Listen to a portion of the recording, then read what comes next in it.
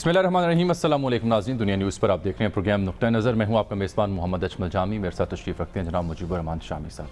दो अहम मौज़ूआत हैं, एक तो तेज़ी से फैलता कोरोना और हुकूमत के अहम फैसले जिसमें तालीमी इदारे बंद करने का फ़ैसला किया गया है, और दूसरी अहम खबर इस हफ्ते दो अहम शख्सियात का इस दुनिया से रुखसत हो जाना है, जिसमें नवाज शरीफ साहब की वालिदा और अल्लामा खादिम हुसैन रिज़वी भी शामिल हैं। इन दोनों मामलात पर बात करेंगे, लेकिन सरेदस्त जो ख़बर इस वक्त पूरी दुनिया के मंजरनामे पर छाई हुई है वो इसराइली वज़ीर-ए-आज़म की दौरा सऊदी अरब है, जहाँ मुख्तलिफ़ इंटरनेशनल न्यूज़ वेबसाइट्स ये कोट करती हैं कि इसराइली वज़ीर-ए-आज़म ने सऊदी अरब का दौरा किया और वहाँ सेक्रेटरी माइक पोम्पियो जो कि अमेरिका के सेक्रेटरी ख़ारजा हैं, उनके हमरा सऊदी रॉयल प्रिंस से मुलाकात उन्होंने की है। शामी साहब, ये सबसे अहम खबर है, और इस सिलसिले में सऊदी अरब की जानिब से बाज़ाबिता तरदीद आ चुकी। सऊदी अरब के वज़ीर ख़ारजा फैसल बिन फरहान ने कोई 1 घंटा पहले एक ट्वीट किया था जिसमें उन्होंने कहा था कि ऐसी कोई मुलाकात नहीं हुई। जो मुलाकात हुई है सऊदी अरब में, उसमें सिर्फ सऊदी और अमरीकी हुकाम ही शरीक थे, इसराइली हुकाम शरीक नहीं थे। लेकिन रॉयटर्स ने, जो मैंने चेक किया कहाँ कहाँ ये खबर छपी, BBC ने, गार्डियन ने, न्यूयॉर्क टाइम्स ने, स्काई न्यूज़ ने, ABC न्यूज़ ने और फॉक्स न्यूज़ ने हेडलाइन जमाई इस ख़बर के ऊपर। यही नहीं बल्कि रॉयटर्स ने जो ख़बर छापी है उसमें उन्होंने इसराइली वज़ीर तालीम का हवाला दिया, और दो इसराइली जो न्यूज़ सर्विस हैं, एक उनका आर्मी रेडियो और एक कान ब्रॉडकास्टिंग सर्विस, उनका हवाला देते हुए कहा कि ये मुलाकात हुई है। और इसराइली वज़ीर तालीम ने तो ये भी कहा कि ये अमेजिंग अचीवमेंट है, यू आर गैलेंट उनका नाम है। अब इस सारी सूरत हाल में मशरक़ वस्ता की सूरत हाल क्या होगी, पाकिस्तान पर इसके क्या असरात मुरतब होंगे और पाकिस्तान कहाँ खड़ा है, ये वो सवालात हैं जिन पर गौर करना। लेकिन पहले तो खबर पे बात कर लीजिए ना। इसराइली ज़राए जो हैं उन्होंने तो इसकी तस्दीक कर दी। बिल्कुल, वहाँ के अखबारात में भी ये बात छप चुकी और वहाँ के वज़रा भी इसकी तस्दीक कर रहे हैं जी। और लेकिन सऊदी ज़राए जो हैं उन्होंने इसकी तरदीद की है, और उनका कहना यह है कि उनका जो शहर जो नया बसरा है न्योम, ये तबरूक का शहर है, ज़िला तबरूक का, उसमें इन सब हजरात मिले हैं, और इसमें वज़ीर ख़ारजा भी मौजूद थे अमेरिका के।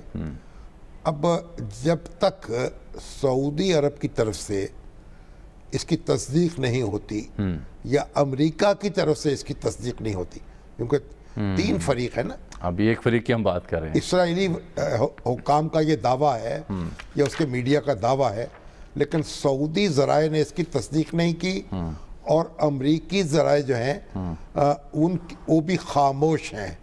तो जब तक ये दोनों जो हैं अब इसको कबूल नहीं करते, तो हम इसको एक बिल्कुल 100% मुसद्दका खबर समझकर इस पर तबसरा नहीं कर सकते, एक इत्तला कह सकते हैं। लेकिन जो हालात हैं, जो वाक़यात पेश आ रहे हैं, जिस तरीक़े से मुत्तहिदा अरब अमारात के साथ इसराइल के ताल्लुकात में इजाफ़ा हुआ है, और जिस तरह दूसरे खलीजी ममालिक जो हैं वो इसराइल के साथ दस्ते ताउन बढ़ रहा है, उसको देखते हुए ये ख़बर अगर इसकी तस्दीक हो जाए तो कोई अनहोनी नहीं होगी, और अगर इसकी तस्दीक हो जाती है और सऊदी अरब बराह रास्त राब्ता कर लेता है इसराइल से, तो बहुत बड़ी इसके असरात आलम इस्लाम पर भी बड़ी शिद्दत से मुरतब होंगे, और पाकिस्तान पर भी होंगे,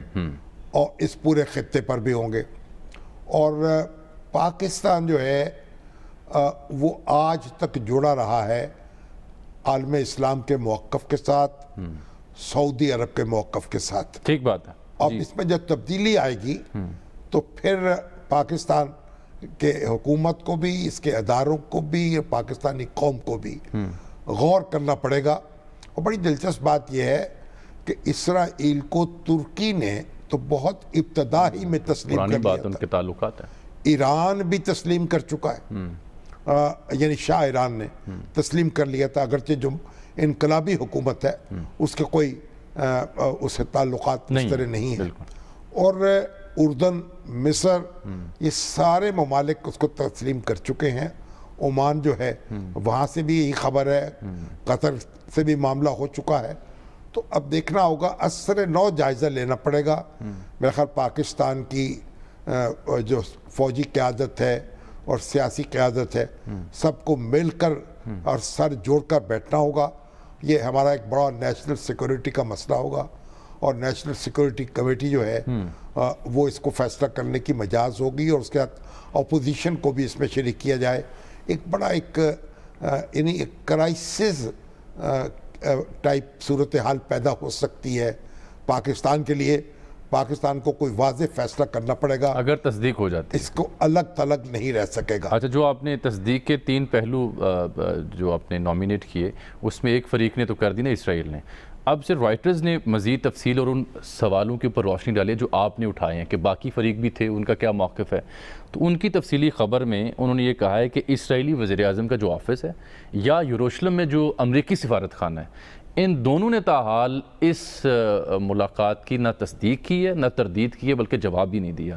سعودی عرب کا صرف موقف ہے جو تردیدی بیان پر مبنی، جو میں نے ان کے وزیر خارجہ کو کوٹ کیا ٹویٹ کی صورت میں. کیونکہ دیکھیں سعودی حکام کے ساتھ محمد بن سلمان کے علاوہ جو امریکی وزیر خارجہ ہیں پومپیو، وہ بھی وہاں موجود تھے، یہ بتایا جاتا ہے. اس سے ان کی بات جو ہے وہ بھی بڑا وزن رکھتی ہے. وہ یہ تصدیق کو کرتے ہیں کہ جی جو ملاقات ہز رائل ہائنس دا کراؤن پرنس کی ہوئی ہے، وہ اس ملاقات میں صرف امریکی حکام موجود تھے، اسرائیلی کوئی شخص موجود نہیں تھا. نو سچ میٹنگ اکرڈ.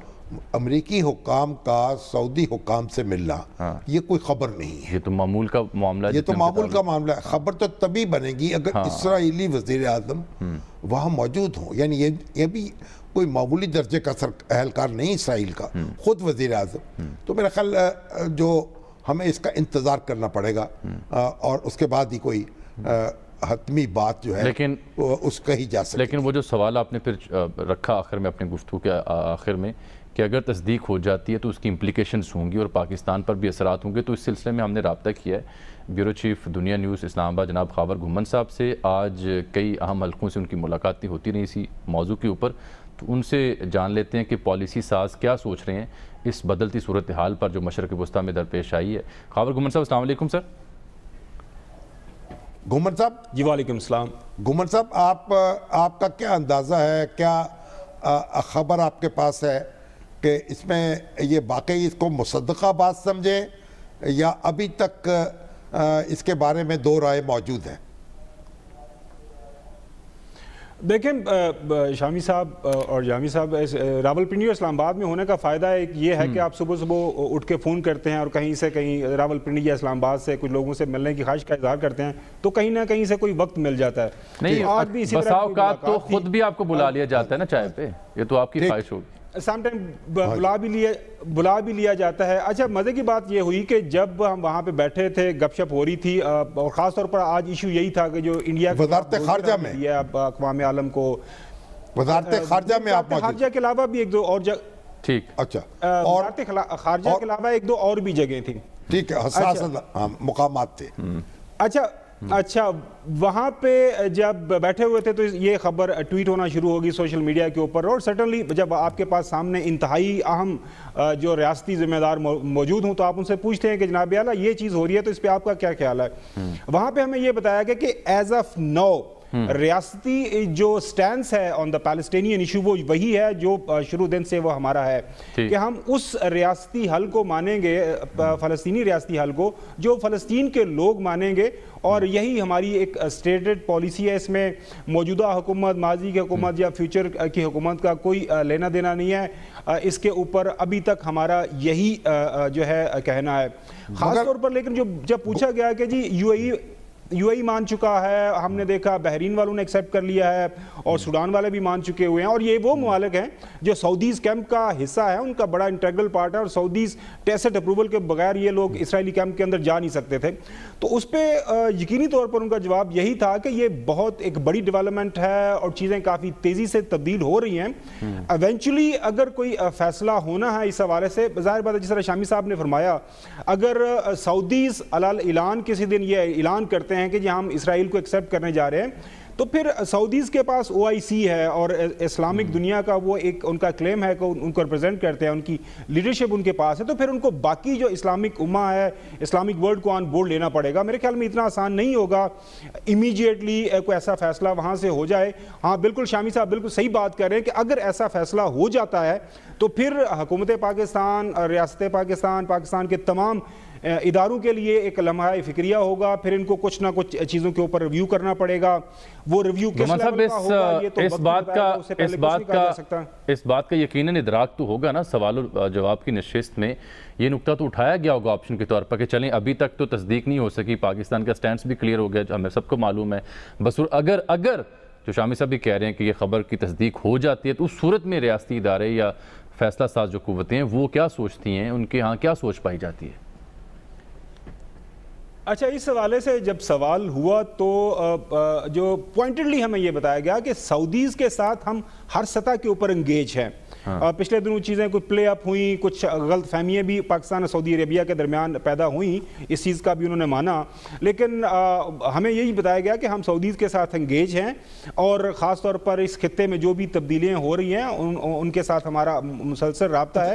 اور ابھی تک جو حکومت پاکستان یا فارن آفس کو اس حوالے سے یا پاکستان کے باقی ریاستی اداروں کو کوئی انڈیکیشن نہیں دی گئی کہ ہم ایک بڑا فیصلہ لینے جا رہے ہیں، لہٰذا آپ بھی اپنا کوئی آپ جو اپنا کام کر لیں، کوئی اپنا ہوم ورک کر لیں. اس حوالے سے کل کلاں کو یہ نہ ہوگا آپ کے لیے کہ بہت بڑی سرپرائزنگ ڈیولپمنٹ ہو. آپ کو پتہ ہے پرائم منسٹر عمران خان کا بھی اس کے اوپر بڑا کلیئر سٹینس آلریڈی آ چکا ہوا ہے. تو میرے خیال میں ہمارے لیے اتنا آسان نہیں ہوگا کہ ہم ون فائن مارننگ ہمیں یہ کہا جائے گا کہ آج ہم نے مان لیا تو آپ بھی مان لیں. مگر پاکستانی حکام جو ہیں وہ اس بات کی تصدیق نہیں کر رہے کہ یہ ملاقات ہوئی ہے.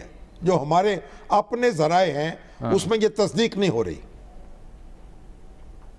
دیکھیں شامی صاحب، اس طرح کی جو ملاقاتیں ہوتی ہیں نا پوری دنیا کے اندر ایک جو مروجہ اصول یہی ہے کہ متعلقہ حکومت یا ان کے جو رسپانسبل ادارے ہیں، سپوکس پرسنز ہیں، وہی اس کو کنفرم یا ڈینائی کرتے ہیں. سعودی فارن منسٹر نے ریجیکٹ کر دی ہے تو کسی سطح کے اوپر اگر ہمارے پاس ایک بلیک اینڈ وائٹ ایویڈنس بھی آ جاتا ہے کہ یہ ملاقات ہوئی ہے تو ہم یہ نہیں کہہ سکتے، کوئی بھی نہیں یہ کہہ سکتا یہ ملاقات ہوئی ہے.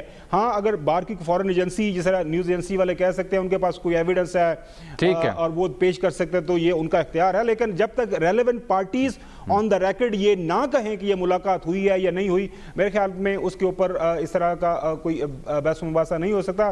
باقی دیکھیں دنیا کے اندر تمام ممالک کے رابطے ہیں اور جس طرح میں نے کہا کہ سعودیز کے ساتھ تو آلریڈی سعودی کیمپ کے لوگ وہاں پہ جا چکے ہیں. بہت شکریہ. ٹھیک ہے محمد صاحب، ٹھیک کہہ رہے ہیں آپ، بہت شکریہ. لیکن دیکھیں نا خلاصہ تو یہ نکلا دیکھیں اگر سعودی عرب اس معاملے میں اس طرح تنہا پرواز کرتا ہے وہ خود اپنی حیثیت کو وہ متاثر کرے گا اور سعودی عرب کے لیے مشکلات پیدا ہوں گی.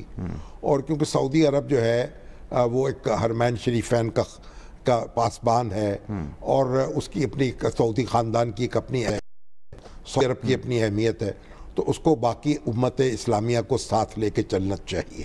اور ایک بات، دوسری بات جو بڑا چیلنج ہوگا، فلسطین کو راضی کیے بغیر اور فلسطین کا مسئلہ حل کیے بغیر اور اس کے بارے میں کوئی واضح روڈ میپ بنائے بغیر اگر یہ ایسی صورتحال پیدا ہوگی تو ملت اسلامیہ جو ہے اس کو مزید صدمہ پہنچے گا.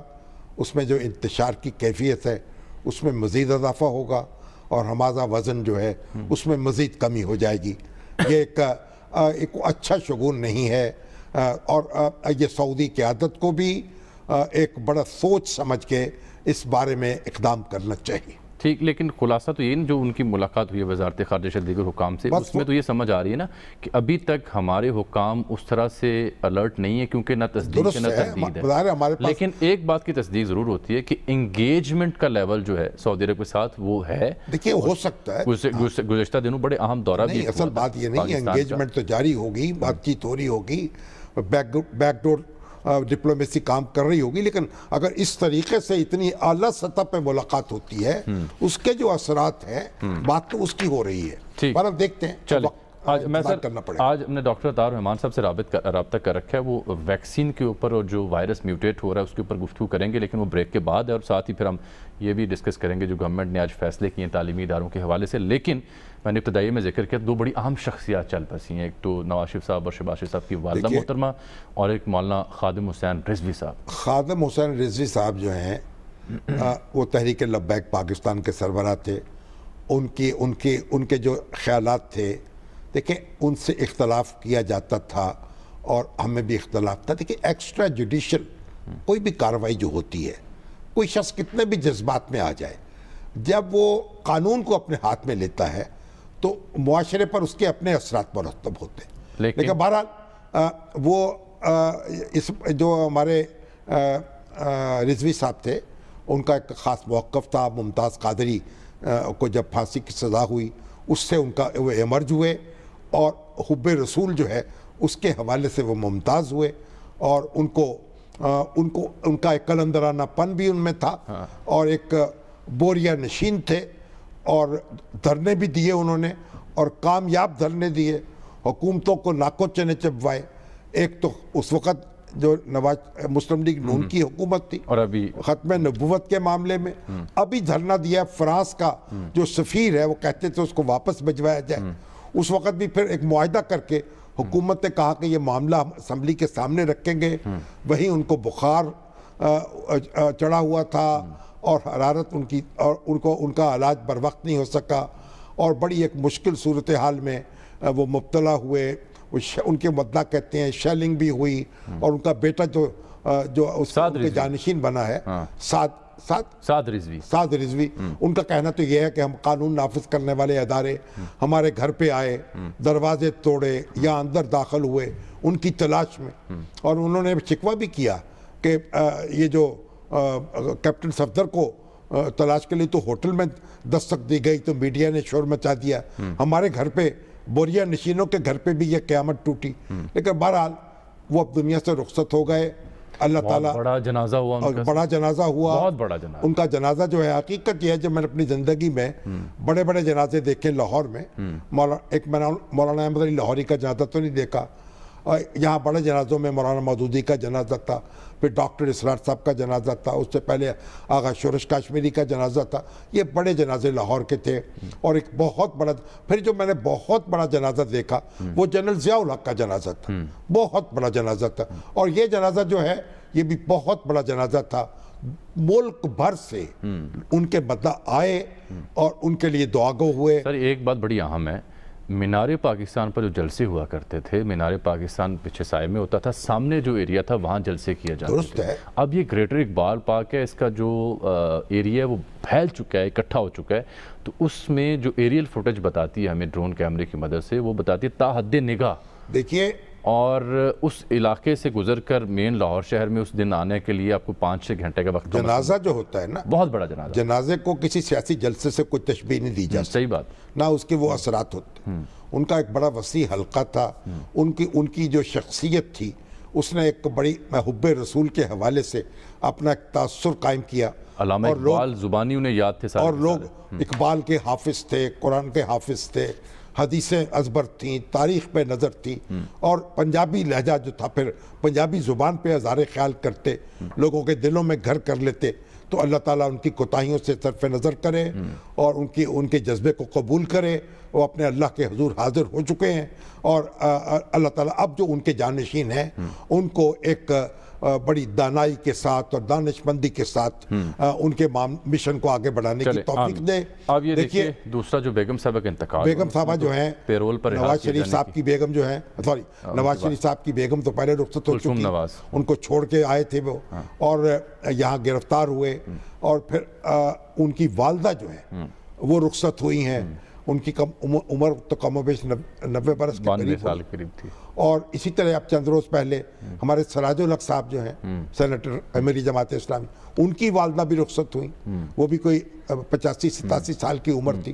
وہ بھی اب یہ مائیں جو ہیں, مجھے تو جب ان کے ماں کا ذکر آتا ہے تو اپنی ماں یاد آ جاتی.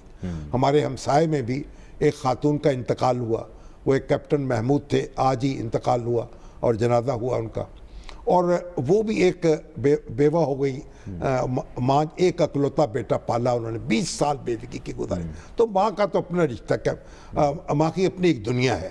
اور اس میں ہمارے نواز شریف صاحب اور شہباز شریف صاحب ان سے ہماری اور پورا خاندان, اس سے ہماری پوری ہمدردی. اللہ تعالیٰ محترمہ شمیم اختر کو وہ ان کو جنت الفردوس میں جگہ دے.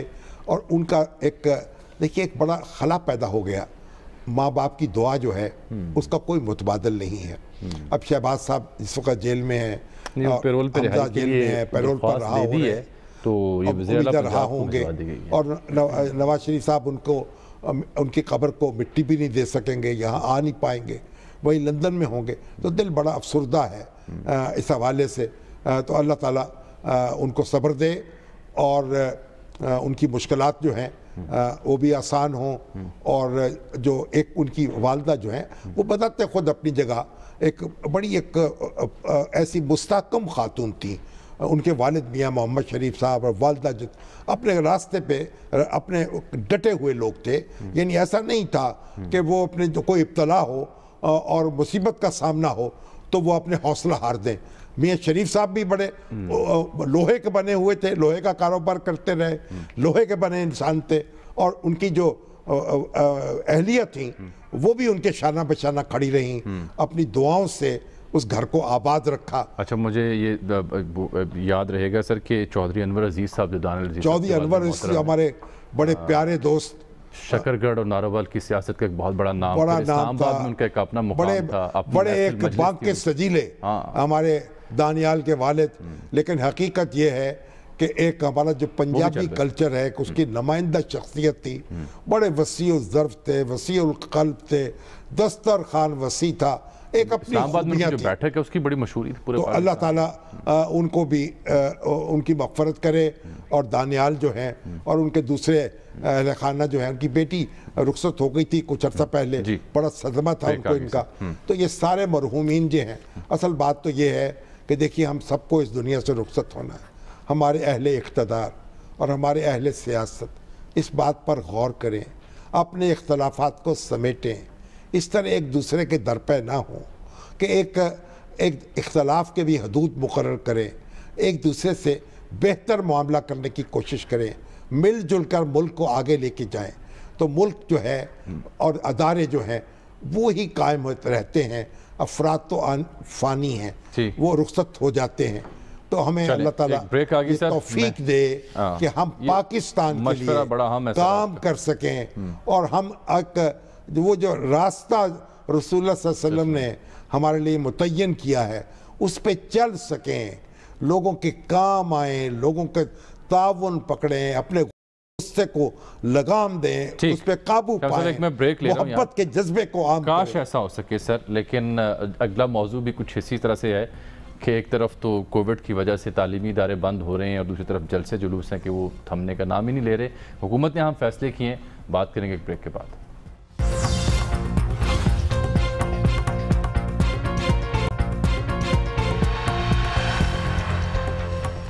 ویلکم بیک ناظرین. کورونا تیزی سے پھیل رہا ہے, اس کی شرح میں اضافہ ہو رہا ہے. شامی صاحب, اسی سلسلے میں حکومت نے 26 نومبر سے 10 جنوری تک تمام تعلیمی ادارے بند کرنے کا فیصلہ کیا. شفقت محمود صاحب نے کیا کہا, ذرا دیکھیے. 26 نومبر سے 24 دسمبر تک سارے طلباء کی جس بھی لیول کے ہوں, یونیورسٹی لیول کے ہوں, جس بھی لیول کے ہوں, وہ اسکول, کالج, یونیورسٹیز میں نہیں آئیں گے. گھر پہ تعلیم جو ہے وہ جاری رہے گی. اور اس کے بعد 25 دسمبر سے 10 جنوری تک تعطیلات, چھٹیاں ہوں گی, اور پھر انشاءاللہ 11 جنوری کو سارے ادارے جو ہیں وہ کھول دیے جائیں گے. جو اور ایکسیپشن ہے جو ہم نہیں بند, اور یہ سر اس لیے کیا جا رہا ہے کہ ایک چارٹ کی صورت میں ناظرین تک ہم یہ خبر اطلاع پہنچائیں گے کہ کس حد تک تیزی سے کورونا کی شرح بڑھ رہی ہے. آپ یہ دیکھیے کہ اس وقت پورے ملک میں یہ شرح 7% سے تجاوز کر چکی ہے. سب سے زیادہ آزاد کشمیر میں, یعنی 11.45% کی ریشو سے کورونا پھیل رہا ہے. یعنی جن لوگوں کے ٹیسٹ کیے جاتے ہیں ان میں سے جو نکلتے ہیں ان کے 11% جی وہ پازیٹیو نکلتے ہیں. کے پی کے میں 9.85% دوسرے نمبر پر ہے, سندھ میں 9.63%, اسلام آباد میں 8.9%, بلوچستان میں 7.73%, گلگت بلتستان میں 5.23% اور پنجاب میں 3.95%. تعلیمی اداروں میں یہ شرح جو تھی وہ 1.8% تھی, جو 1.8 سے بڑھ کر جب 3.3 پر پہنچی ہے تو پھر یہ فیصلے کیے گئے. دیکھیے ابھی تو آپ دیکھیں کہ سعید غنی صاحب کہہ رہے ہیں ہاں جی وہ کہ سارے اسکول بند نہ کیے جائیں, یعنی وہی معاملہ ہے. اب پہلے وہ کہتے تھے کہ وفاقی حکومت نہیں ہماری بات مانتی, اب وفاقی ادارہ بات کر رہا ہے, وہ کو اور بات کر رہے ہیں. کہتے ہیں ایک دن ہفتے میں انتظامیہ چاہے تو بلا سکتی ہے. پرائیویٹ جو ایسوسیشن ہے یعنی اسکولوں کی, وہ کہتے ہیں ہم جناب اسکول کھولیں گے. وہ کاشف مرزا صاحب کی میں بڑی گھن سن رہا تھا. ان لوگوں کو کیا ہوا ہے؟ جلسے والے کہتے ہیں ہم جلسے کریں گے. وہ تو باز ہی نہیں آ رہے. اچھا اب آپ دیکھیے یہ جلسے, اب حکومت کا کبھی حکومت جلسے کرتی ہے کرونا بھول جاتی ہے, اپوزیشن جلسے کرتی ہے کرونا یاد آ جاتا ہے. یہ کتنا بڑا المیہ ہے. کیوں ہم نے مذاق بنا دیا ہے؟ لوگوں کی صحت سے کھیل رہے ہیں, اپنا خیال نہیں کر رہے. آج میں جامعہ اشرفیہ گیا, آپ یقین کیجئے نماز پڑھنے کے لیے داخل ہونے لگا, وہاں ماسک لے کر آدمی بیٹھا ہوا ہے مسجد کے ساتھ باہر, سینیٹائزر وہاں موجود ہے. اس کے بعد عصر کی نماز پڑھی وہاں, اور پورا سوشل ڈسٹینسنگ کا خیال تھا, اور قالین ہٹا دیے گئے تھے. اور پھر وہاں جو ان کے احمد حسن صاحب جو مولانا عبد الرحمان کے بیٹے ہیں, وہ امریکہ میں ہوتے تھے, وہاں سے واپس آئے, انہوں نے روک لیا. انہوں نے کہا یہاں آپ اپنا کام کریں, یہاں آپ اپنی خدمات کریں, چھوڑ دیں وہاں. تو آپ اس طرح کے ادارے بھی موجود ہیں. اور ایک یہ ہے, باقی ہجوم بھی تو ہے اس کو برعکس. یہ تو چلے ایک مثال ہے جو آپ نے پیش کی ہے. باقی میں تو مولانا فضل الرحیم کو دیکھا, اتنا یعنی ڈسپلن تھا کہ حیران رہ گیا. لیکن باقی تو نہیں ہے نا. اب تو جلسے ملتان والا بھی ہو رہا ہے, دیگر جلسے تو اپنی جگہ ہوں گے. بازار دیکھ لیجئے, مارکیٹیں دیکھ لیجئے, سڑکیں دیکھ لیجئے, ایک موٹر سائیکل پہ 4 بندے چڑھے ہوئے ہیں, کوئی ان کو پوچھنے والا نہیں ہے. سر ہمیں جوائن کیا ڈاکٹر عطاء الرحمان صاحب نے, آپ چیئرمین ہیں science and technology task force کے, اور ممتاز سائنسدان ہے پاکستان کا. ہمارے لیے بڑے اعزاز کی بات, ان سے ہم بات کریں. ڈاکٹر صاحب 2-3 سوالات اس موضوع سے جڑے. ایک تو یہ جو اس کی پرسنٹیج میں اضافہ ہوا, اور دوسرا یہ خبر ہے کہ وائرس میوٹیٹ ہوا ہے, تو اس بارے میں آپ کی اطلاع کیا ہے؟ باقی ویکسین کی بات پھر بعد میں کرتے ہیں. جی سب سے پہلے تو یہ کیونکہ ہم نے وہ احتیاط کرنی بند کر دی جو کہ کرنی چاہیے تھی, یہ بڑی وجہ ہوئی ہے کہ یہ دوبارہ جو تیزی سے بڑھا ہے, اور سیکنڈ ویو جس کو کہہ رہے ہیں آئی ہے, وہ ایک فٹیگ, ایک تھکاوٹ سی پیدا ہو گئی تھی کرونا وائرس سے. بہت سے لوگ تو مانتے ہی نہیں تھے پہلے بھی, تو اس کی وجہ سے احتیاط کم کر دی تھی لوگوں نے, اور اس کا نتیجہ آپ کے سامنے ہے. مثال کے طور پہ ہوائی جہازوں میں لازمی ہو گیا تھا کہ ایک سیٹ چھوڑ کے بیٹھیں, لیکن اب جو ہے اسی طرح بھر کے ہوائی جہاز جا رہے ہیں, اور وہ جو SOPs تھے ہوائی جہازوں میں وہ ختم کر دیے گئے. اسی طریقے سے اور بھی بے احتیاطیاں کی گئی ہیں. دوسرا معاملہ جو ہے وہ یہ میوٹیٹ کر رہا ہے, اور جو کراچی یونیورسٹی میں ایک اعلیٰ ترین ملک کا ادارہ ہے international centre for chemical and biological sciences, اس کی پوری جینیٹک انالیسس مختلف سیمپلز کی گئی ہے, اور اس میں کوئی 109 یونیک میوٹیشن یعنی کہ جو مختلف جگہوں پہ اس کے سٹرکچر میں تبدیلیاں آئی ہیں وہ ڈسکور ہوئی ہیں. اور سب سے جو پریشان کن جو چیز دیکھی گئی ہے وہ یہ کہ جو اس کا خاص طور پہ اسپائک 2 پروٹین ایک خاص حصہ ہوتا ہے اس وائرس کا, جس سے وہ سیلز کے ساتھ بائنڈ کرتا ہے, تو وہاں پہ بہت ایگریسو قسم کی میوٹیشن دیکھی گئی ہیں, جس کی وجہ سے اموات بھی جلدی واقع ہو رہی ہیں. اور کوئی 48 سیمپل جو ہم نے کراچی کے مختلف علاقوں سے کلیکٹ کیے, تو ان میں 25 سیمپلز میں اس طرح کی میوٹیشنز پائی گئی. تو یہ جو ہے اس وقت جو کافی ایگریسو ورائٹی ہے جو کراچی میں پھیل رہی ہے, اور مجھے یقین ہے کہ ملک کے دوسرے علاقوں میں بھی اس طرح کی ایگریسو ورائٹیز موجود ہوں گی. اور کوئی اس کی دوائی موجود نہیں ہے, ویکسین 6 سے 8 مہینے دور ہے, ابھی ٹرائلز ہی میں ہیں, کوئی انٹروڈیوس بھی ہو رہی ہیں, وہ پاکستان کے لیے بیکار ہیں. جو فائزر نے اعلان کیا کہ وہ -80 ڈگریز کی کولڈ چین چاہیے اس کے لیے, تو وہ ایڈوانس کنٹریز کے لیے تو ٹھیک ہے. تو اس میں اگلے 6-8 مہینے کے لیے آپ کے پاس کوئی راستہ نہیں ہے سوائے اس کے کہ آپ SOPs کو فالو کریں. ڈاکٹر صاحب اس کا مطلب یہ ہوا ہمیں صرف احتیاط کرنی ہے, احتیاط ہی علاج ہے اس کا صرف احتیاط علاج ہے. اور اس میں سارے پولیٹیکل پارٹیز کو اپنے سیاست کو ایک طرف رکھ دینا چاہیے, کیونکہ ہماری یہ قوم کا معاملہ ہے, ہماری زندگیوں کا معاملہ ہے, ہمارے بچوں کا, ہمارے بزرگوں کا معاملہ ہے. سب کو یکجا ہو کر ایک یونیفائیڈ بیٹل, ایک جنگ ہے, اس سے لڑنی ہے. اور اس میں نہ کوئی جلسے ہونے چاہیے, نہ کوئی اس طرح کے, جتنے بھی پریکاشنز آپ لے سکتے ہیں. اگلے 2 مہینے کرٹیکل ہیں, ورنہ ایک دفعہ آؤٹ آف کنٹرول ہو گیا یہ, بلکہ اگلا مہینہ میں کہوں گا سب سے زیادہ کرٹیکل ہے, کیونکہ اس وقت یہ تیزی سے پھیل رہا ہے. اس کرو کو نیچے لے کر آنا ہے. یہ صورتحال ہے کہ 50,000 سے لاکھ کیسز, یہ امریکہ کی جو صورتحال ہے وہ خدا نخواستہ یہاں نہ ہو جائے. تو یہ اس وقت بہت ہی اہم ہے ہمارے لیے کہ ہم سب احتیاط برتیں ایک دوسرے سے, اور خاص طور پہ بچے جو ہیں بزرگوں سے دور رہیں، کیونکہ بزرگ جو ہے وہ سب سے زیادہ سسیپٹیبل ہیں، اور بہت سی اموات روزانہ واقع ہو رہی ہیں، بہت سے ہمارے بہت قریبی ساتھی ہیں ان کی اموات واقع ہو رہی ہیں اس سے۔ ڈاکٹر صاحب یہ فرمائیے گا کہ جہاں آپ نے کچھ ایویڈنس یہ کلیکٹ کیا کہ وائرس میوٹیٹ ہو گیا، اس نے اپنی ساخت اور اپنا طریقہ واردات بدل لیا، جو کہ اس میں نیچرل ایک صلاحیت ہوتی ہے، تو پھر ایسے میں جو ویکسین کچھ دریافت ہوئی ہیں وہ کتنی مؤثر رہیں گی؟ کیونکہ وائرس نے تو اپنا طریقہ واردات بدل لیا ہے۔ جو ویکسین ہے وہ یوزلی براڈ اسپیکٹرم ویکسین ہوتی ہے اور کافی حد تک مختلف میوٹیشنز کو کور کرتی ہے، لیکن اب ڈیپینڈ کرتا ہے کہ میوٹیشن کس جگہ پہ ہو رہی ہے، سگنیفیکنٹ میوٹیشن ہے یا نہیں، اور ویکسین کس طریقے سے بنائی گئی ہے۔ کئی قسم کی اقسام کی ویکسین بن رہی ہیں اور اسی وجہ سے کوئی 150 کمپنیاں ویکسین بنا رہی ہیں، 10-12 کی جو ہیں وہ فیز 3 کلینکل ٹرائلز میں ہیں، ان میں سے کچھ کامیاب ہوں گی، کچھ فیل ہوں گی، اور وہ جب مارکیٹ میں آئیں گی اور جب لارج کے استعمال شروع ہوگا جبھی پتہ چلے گا کہ کون سی کامیاب ہے یا نہیں۔ لیکن یقیناً یہ جو چینی جو تھی ویکسین جس کا تجربہ ہو رہا تھا پاکستان میں، وہ کہاں تک پہنچا معاملہ اور اس کے بارے میں ہم کیا توقع قائم کر سکتے ہیں؟ یہ چینی ویکسین جو ہے یہ بہت امید افزا اس کے ریزلٹس آ رہے ہیں۔ یہ 2 ویکسین ہیں، کمپنیاں ہیں چائنیز، ایک سینو ویک کے نام سے ہے جو نیشنل انسٹیٹیوٹ آف ہیلتھ کے تحت ملک میں کلینکل ٹرائلز ہو رہے ہیں، اور دوسرا جو چائنا کی سب سے بڑی کمپنی ہے سینو فارم، وہ کراچی یونیورسٹی میں international centre for chemical and biological sciences اور انڈس ہسپتال کے ساتھ مل کر کلینکل ٹرائلز ہو رہے ہیں، اور جو ریزلٹس آ رہے ہیں وہ بہت امید افزا ہیں، اور میرے خیال سے مجھے لگتا ہے کہ پاکستان کے لیے ہی سب سے مناسب ہوں گی۔ بڑی مقدار میں ان کے ساتھ بات چیت ہوئی ہے کہ پریفر کریں گے یہ پاکستان کو دینا جب یہ کمرشلی اویلیبل ہوں گی اور پرائسز بھی اس کی مناسب ہوں گی، تو اس وجہ سے میری امید جو ہے زیادہ تر چائنیز ویکسین کے ساتھ ہے، کیونکہ پاکستان میں ہماری پاپولیشن پہ ہمارے جینیٹک سٹرکچر کے اوپر یہ کلینکل ٹرائلز ہو رہے ہیں اس کے، اور ان کے ریزلٹس جو ہیں ابھی تک بہت امید افزا آ رہے ہیں الحمدللہ۔ ڈاکٹر صاحب کب تک یہ مارکیٹ ہو سکے گی؟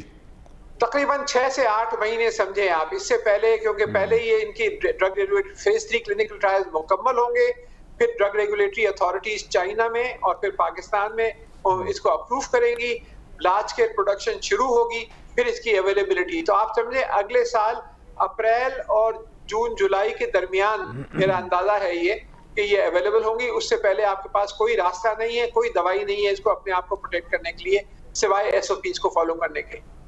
بہت بہت شکریہ ڈاکٹر عطار الرحمان صاحب، آپ نے تو دریا کو کوزے میں بند کر دیا کہ مسئلہ یہ کب رہے گا اگلے 6-7 ماہ، اور وہ احتیاط ہے۔ ویسے امریکہ میں 11 دسمبر سے میرا خیال ہے وہ یعنی ویکسین ملنی شروع ہو جائے گی۔ انہوں نے تو بہت پہلے سے آرڈر بک کر رکھے ہیں، اور وہ تو بڑی بڑی کمپنیوں کے ساتھ رابطے میں ہے نا جی، تو پاکستان میں ہمیں انتظار کرنا پڑے گا، یہ ڈاکٹر صاحب کی اطلاع ہے۔ وہ تو چینی ویکسین پہ رلائی کریں کہ ہمارے جینیٹک کوڈ کو باہر سے ویکسین ہمارے ہاتھ آئے گی نہیں، کیونکہ آرڈرز اتنے ہوں گے یورپ میں اور امریکہ میں کہ ایشیا تک پہنچتے ہی دیر ہو جائے گی، دیر لگے گی۔ چلیں ایک بریک آن پہنچے ناظرین، یہاں پروگرام میں ملتے ہیں آپ سے چھوٹی سی بریک کے بعد، ہمارے ساتھ رہیے گا۔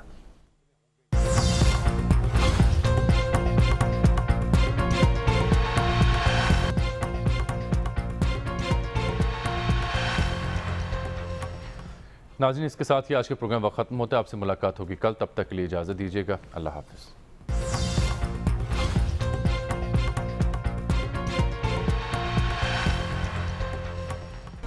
Hi, it's Sayyeda Shanaz here. Thank you for watching Dunya News. For more videos and updates, don't forget to click the subscribe button. Keep watching Dunya News.